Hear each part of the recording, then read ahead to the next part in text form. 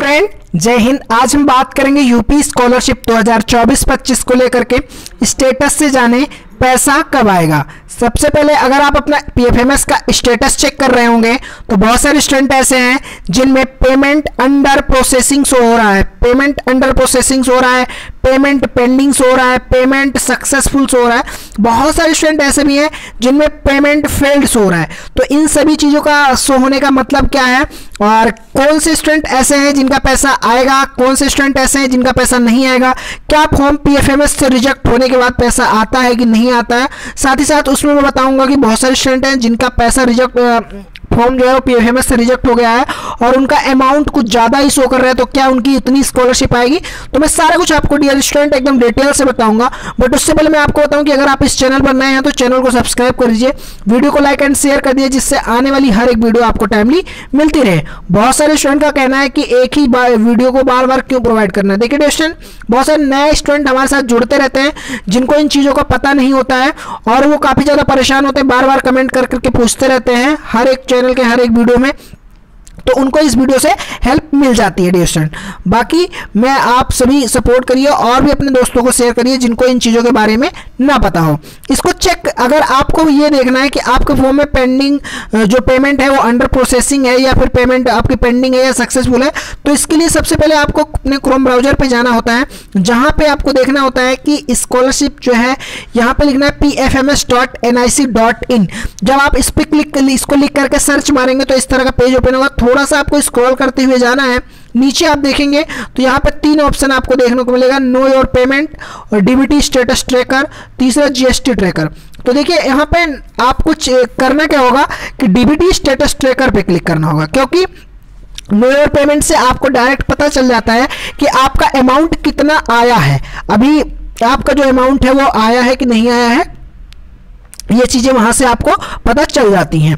But DBT status tracker से आपको सारी जानकारी मिल जाती है कि आपका जो पेमेंट है वो अंडर प्रोसेसिंग में है, पेमेंट आपका फेल्ड हो गया या सक्सेसफुल हो गया या पेंडिंग है, सारा कुछ आपको यहाँ से पता चल जाता है। इस पर क्लिक करेंगे, क्लिक करके आप सर्च करेंगे, थोड़ा सा स्क्रॉल करेंगे, देन आपके पास कुछ इस तरह का पेज ओपन होगा, जहाँ पे आपको कैटेगरी में एनी जो कैटेगरी होती है वहाँ पे any other external system search करना है। और डीबीटी स्टेटस वाले में अगर आप अपना बेनिफिशियरी पहले आप पेमेंट चेक करेंगे, सबसे पहले आपको पेमेंट पे चेक करना है। अगर आपके पेमेंट में नो रिकॉर्ड फाउंड शो करता है, क्या शो करता है, नो रिकॉर्ड फाउंड, तो इसका मतलब यह है कि जो आपका डाटा है वो पीएफएमएस से अपडेट अभी नहीं हुआ है। जब भी पीएफएमएस से अपडेट होगा तो आप में शो होने लगेगा। तो उसके बाद में आपको अगर वहाँ पे नो रिकॉर्ड फाउंड शो होता है तो आपको बेनिफिशियरी वैलिडेशन पे जाकर के अपना वैलिडेशन चेक कर लेना है। साथ ही साथ यहाँ पे अगर आप पेमेंट वाले पे क्लिक करेंगे, उसके बाद यहाँ पे आपको अपना स्कॉलरशिप फॉर्म का रजिस्ट्रेशन नंबर डालना है। उसके बाद में नीचे आपको यहाँ पे वर्ड वेरिफिकेशन में एक कैप्चा जो यहाँ पे होगा उसको यहाँ पे फिल करना है, देन आपको सर्च कर देना है। जब इनको कर करके आप सर्च करेंगे तो आपके पास कुछ इस तरह का इंटरफेस ओपन होगा, जहाँ पे आप देख पाएंगे कि ये जो फॉर्म है वो रिजेक्टेड हो रहा है। अब रिजेक्ट होने का रीजन क्या लिख के आ रहा है इसमें, यहाँ पे लिखेंगे रिजेक्टेड है यहाँ पे, लेकिन अमाउंट भी 8600 शो कर रहा है। तो इसका रीजन क्या है, UID does not belong to beneficiary UID from beneficiary file. तो देखिए इसमें क्या है कि ये चीज़ें आती रहती हैं, इसमें आपकी कोई गलती नहीं है। ये जो पीएफएमएस का सॉफ्टवेयर है, पीएफएमएस के सॉफ्टवेयर की प्रॉब्लम है, जिससे ये प्रॉब्लम आपको देखने को मिलती है। अब इसको आपको सही करना है कि ये प्रॉब्लम आप में बार बार ना आए। तो इसके लिए क्या करना है कि आपको अपना एनपीसीआई चेक कर लेना है स्टेटस। अगर आपका एनपीसीआई स्टेटस एक्टिव है और वहाँ पे आप अपना फॉर्म चेक कर रहे हैं तो इस तरह की प्रॉब्लम शो कर रही है, यहाँ पर रिजेक्टेड शो कर रहा है, तो आपको पेज को अपने थोड़ा सा और स्क्रॉल करना है। जब वहाँ पे स्क्रॉल करेंगे तो आपके नीचे खुल के आ जाएगा कि जो फॉर्म है वो आपका वेरीफाई है कि नहीं वेरीफाई है, और उसमें आपको पता चल जाएगा कि आपका जो यहाँ पे ये रिजेक्टेड शो हो रहा है, रिजेक्टेड से यहाँ पे आपका अपडेटेड या फिर पेंडिंग शो होने लगेगा। ठीक है, तो अपडेटेड शो होने लगेगा। उसके बाद में नीचे आप देखेंगे तो यहाँ पे अमाउंट शो होने लगेगा, जिससे आपको पता चल जाएगा कि आपकी कितना पैसा आने वाला है। साथ ही साथ यहाँ पे रिजेक्टेड का ये सीन था। उसके बाद में यहाँ पे देखेंगे कि पेमेंट सक्सेसफुल, तो यहाँ पे पेमेंट सक्सेस का फुल का मतलब क्या होता है, तो यहाँ पे आपको फाइल बैंक नेम दिखाई देता है, यहाँ पे ग्रेटेस्ट पेमेंट सक्सेस, तो पेमेंट सक्सेस हो गई है। यहाँ पे अगर आप देखेंगे तो ये पता चल जाएगा कि आपका अमाउंट कितना है। देखिए यहाँ पे अगर अमाउंट देखेंगे तो 5400 इनका कितना आया हुआ 54,400। या तो ये बीएड का स्टूडेंट है, या भी बीएड के स्टूडेंट है, या फिर ये बीटेक का स्टूडेंट है। तो क्या है, इनका जो पैसा है वो आ चुका है इतना, क्योंकि यहाँ पे स्टेटस देखेंगे तो स्टेटस भी दिखाएगा, और साथ ही साथ डेट भी देखना चाहेंगे तो डेट भी आपको यहाँ पे देखने को मिल जाएगी। 8 मार्च को इनका आया हुआ था। अभिषेक वर्मा नाम है वहाँ पे। फिर अगर मैं अगले स्टेटस की बात करूँ तो यहाँ पे एक प्रॉब्लम यहाँ पे देखने को मिलती है इन स्टेटसों में, कि जो अमाउंट है वो कुछ ज़्यादा देखने को मिलता है। अगर रिजेक्ट होता है यहाँ पे तो यहाँ पे रिजेक्ट होता है तो ये प्रॉब्लम जो आपका रिजेक्ट हो जाए तो यहाँ पे पेमेंट आपको देखने को मिल जाती है।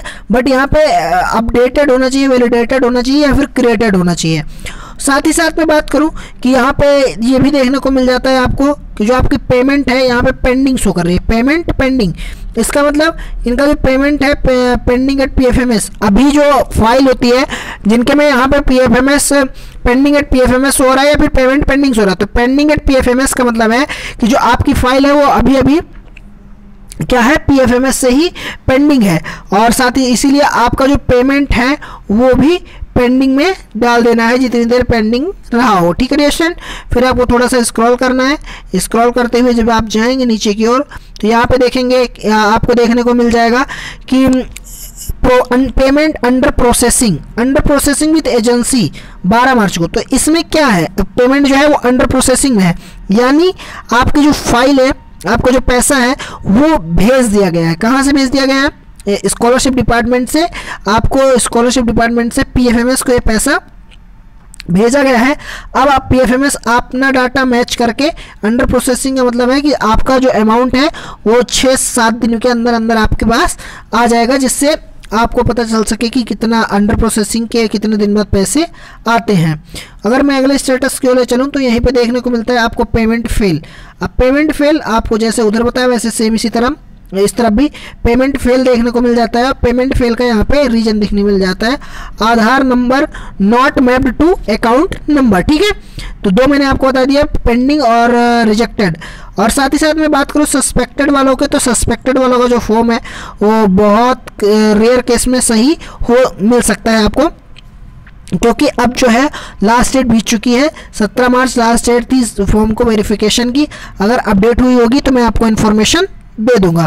वहीं पे आप दूसरा नीचे की ओर जाएंगे तो रिजेक्टेड देखने को मिला है। यहाँ अगर आपके फॉर्म कुछ इस तरह से verified and recommended by district scholarship committee show हो रहे हैं तो इसका मतलब जो है वो आपका पैसा आ जाएगा। अब यहाँ पे कुछ रूल्स बताए गए हैं कि इन रूल्स को आपको प्रयोग करते रहना चाहिए। यहाँ पे देखेंगे तो लिखा है कि द्वारा उपयोग किए गए मोबाइल नंबर यानी आधार, यहाँ बताया गया, इसको आप पॉज करके पढ़ लेंगे। यहाँ बताया गया कि आधार शेडिंग अनिवार्य है। यहाँ बताया गया आपका न्यूनतम बैलेंस जितना बना रखा है उतने से उतना होना चाहिए, और हर तीसरे महीने से खाते से लेन देन होते रहना चाहिए। वहीं पे अगर आपके पास जो इंडिया पोस्ट पेमेंट बैंक का IPPB अकाउंट है, IPPB, अगर ये अकाउंट आपके पास है तो आपका जो इस पैसा है उसमें आपको अपने जाकर के जो लिमिट होगी उसको एक्सीड करा देना है, जिससे क्या होगा कि आपको पता चल सकेगा कि जो लिमिट एक्सीड होगी, या फिर आपको IPPB में जाके अपना अकाउंट ओपन करवा लेना है, और जिससे आपकी स्कॉलरशिप उसमें आ जाएगी। ठीक है स्टूडेंट। वहीं पे मैं बात करूँ इस तरह से आपका फॉर्म जो है वो verified and recommended by district scholarship committee show होना चाहिए, और पेमेंट फेल नहीं होनी चाहिए। इसके लिए आपको NPCI और NPCI मैप करवा लेना है आधार से, जिससे ज़्यादा कोई प्रॉब्लम ना हो। Okay student, thank you for watching this video में बने रहने के लिए धन्यवाद। मैं आशा करता हूँ ये वीडियो आपके लिए हेल्पफुल रही होगी।